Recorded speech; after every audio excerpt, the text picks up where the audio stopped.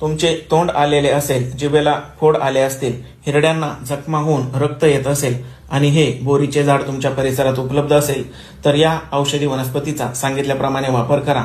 तुम्हाला हमखास फायदा होईल. या आणि अशा अनेक औषधी वनस्पतींच्या माहितीसाठी आरोग्यदायी आयुर्वेदाला लाईक आणि फॉलो करा.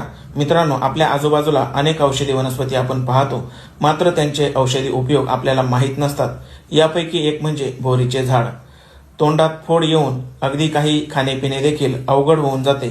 अशावेळी बोरीची साधारण मुठभर एवढी ताजी पाने स्वच्छ धुवून 2 ग्लास पाण्यामध्ये उकळवून त्यांचा काढा बनवायचा आहे. पाणी उकळून अर्धे झाल्यानंतर आणि हे पाणी थंड झाल्यानंतर या पाण्याने गुळण्या करायच्या आहेत.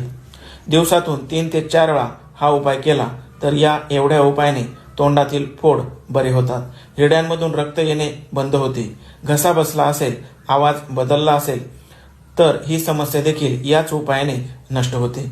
2 ते 3 दिवस हा उपाय नियमित करा आणि उपाय आवडल्यास गरजवंतांना देखील हा व्हिडिओ शेअर करा. धन्यवाद.